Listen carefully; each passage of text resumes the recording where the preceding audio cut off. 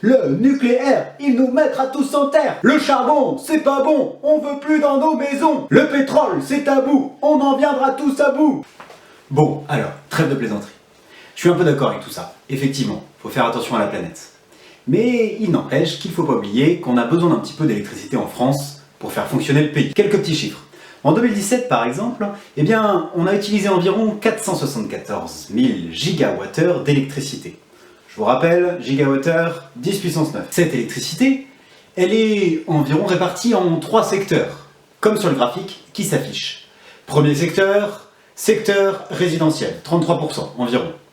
Deuxième secteur, le tertiaire et l'agricole. Troisième secteur, industrie et énergie, autour de 27%. Il va falloir se poser la question, un petit peu, quelles sont les solutions envisageables et avantageuses pour produire assez d'électricité pour nous. Commençons par nos diverses sources d'énergie. Je vous rappelle, 2 types d'énergie. Premièrement, les énergies dites non renouvelables, les énergies fossiles, les énergies qui vont s'épuiser, les énergies dont on dispose dans une durée limitée. Ah, vous les connaissez? Le charbon, environ 200 ans. Le gaz, il nous reste 70 ans. Le pétrole, environ 50 ans. Et enfin, l'uranium, environ 100 ans. À côté de ça, il y a aussi les énergies renouvelables, comme le vent, ou l'eau, ou encore le soleil, ou pour finir, la biomasse, ou la géothermie. Revenons maintenant aux 5 types de centrales que nous connaissons et que nous avons vus au cours précédent. Premier type de centrale, la centrale thermique à flamme. Cette centrale thermique à flamme produit en moyenne entre 100 GWh et 5000 GWh par an.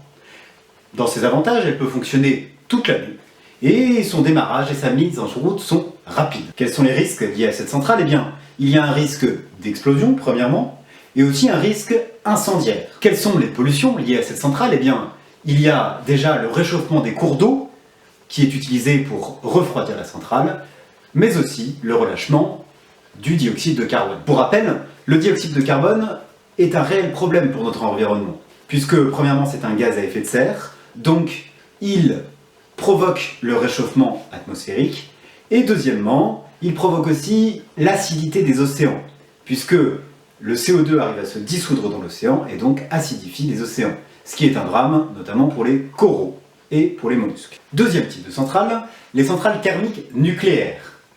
Les centrales thermiques nucléaires peuvent produire entre 10 400 gigawatts et 42 000 gigawattheures par an. Leurs avantages, c'est qu'elles fonctionnent toute l'année. Le problème, c'est le démarrage, qui peut être très lent. Le démarrage d'une centrale nucléaire prend environ la journée. Quels sont les risques de ce genre de centrale? Eh bien, il y a un risque d'explosion et un risque d'irradiation de l'air. Quant à la pollution engendrée par ce genre de centrale, c'est une pollution générée par les déchets radioactifs qui ont une très longue durée de vie. Troisième type de centrale, la centrale hydroélectrique, le barrage. La centrale hydroélectrique peut produire entre 200 GWh jusqu'à 2500 GWh par an. Dans les avantages, elle fonctionne toute l'année.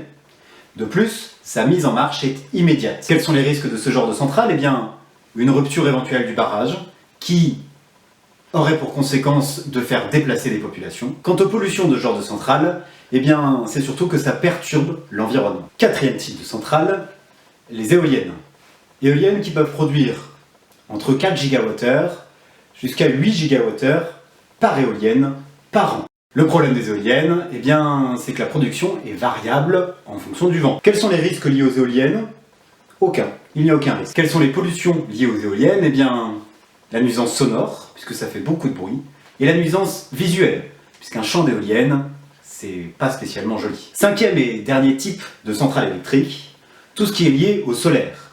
Ça peut créer entre 12,5 MWh jusqu'à 10 GWh par an. Son fonctionnement, eh bien, c'est variable selon l'ensoleillement. Quels sont les risques? Eh bien, il n'y en a aucun. Quelles sont les pollutions qui sont liées à ce genre de choses? Eh bien, leur recyclage est très difficile. Voici un petit peu les différents arguments en faveur ou contre les centrales électriques dont nous disposons. Alors, à votre avis, quelle est la meilleure centrale pour l'avenir?